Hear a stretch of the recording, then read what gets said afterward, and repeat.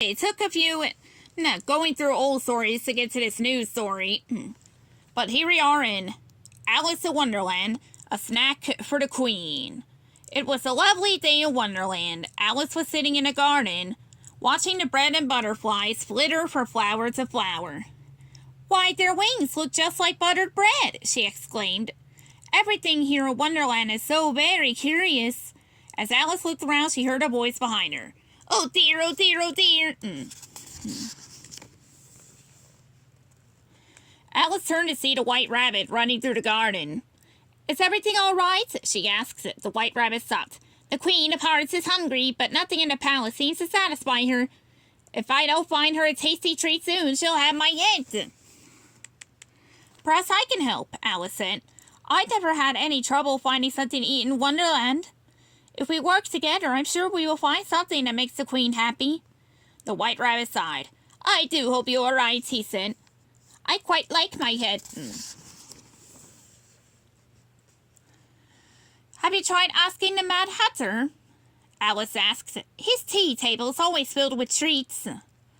"Oh, no. I try to steer clear of the Hatter," the White Rabbit replied. "He's always causing trouble."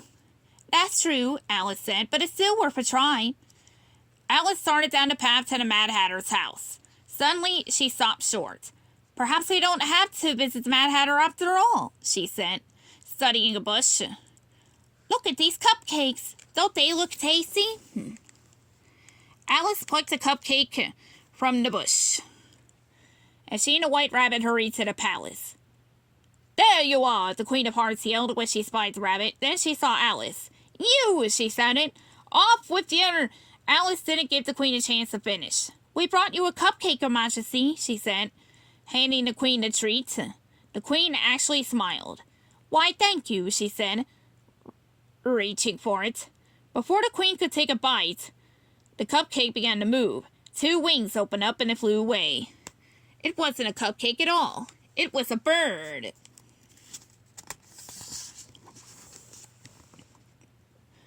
Alice's eyes grew wide. The Queen would surely have her head now. Alice and the White Rabbit quickly ran from the palace. They hadn't gone far, when the Cheshire Cat appeared on the path in front of them. "What's the hurry?" he asked them. "We need to find a snack for the Queen," Alice replied. The Cheshire Cat looked down at the berries on the bush beneath him. "Take her some of these blueberries," he suggested. "But these aren't blueberries," Alice said. "They're red." "Red or blue, they're quite tasty," the Cheshire Cat said. "The Queen is very impatient," the White Rabbit said, "and we don't have anything else to bring her." Alice agreed. It seemed they had no choice. She and the White Rabbit picked the berries and took them to the Queen. She promptly began to gobble them down.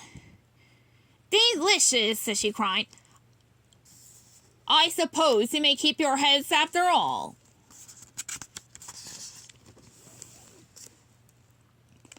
But then the Queen noticed something.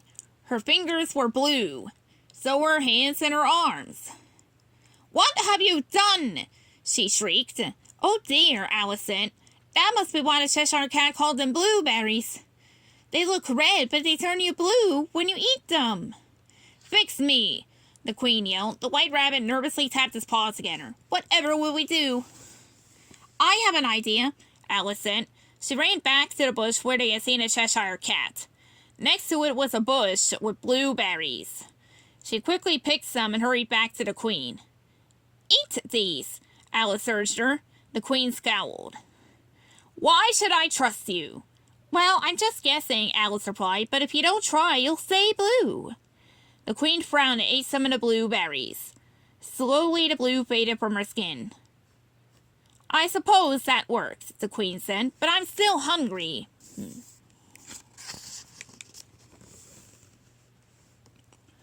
Alice and the White Rabbit hurried off to find another snack for the Queen. Soon they bumped into Tweedledum and Tweedledee.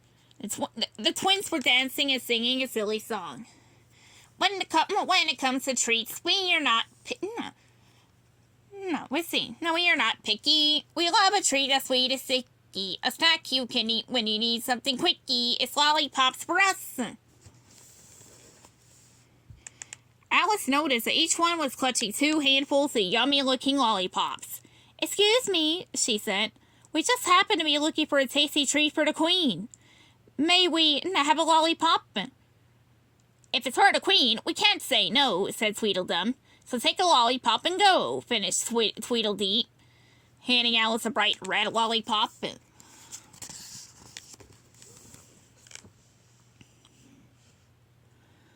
Alice and the White Rabbit quickly took the red lollipop to the Queen of Hearts.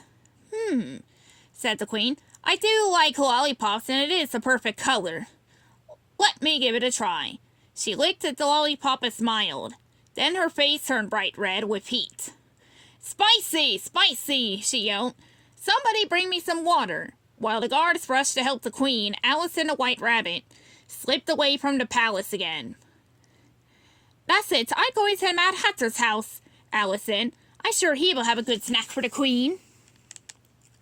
"I'll wait here," the White Rabbit said. Alice quickly made her way to the Mad Hatter's house. She found him serving tea to the March Hare. "Excuse me," she said, "but I was wondering if you could help. The White Rabbit and I need to bring the Queen of Hearts a snack in a hurry. She's very hungry." The March Hare's ears perked up. "The Queen, you say?" He looked at the Mad Hatter. "Yes, I did," Alice replied. The Mad Hatter grinned. He handed a cookie to Alice. "This is exactly what she needs," he promised.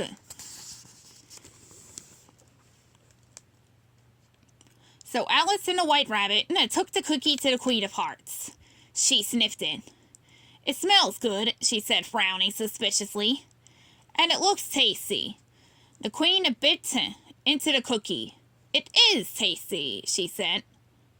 Suddenly something very strange happened. The Queen began to shrink. She got smaller and smaller until she was almost the size of the cookie.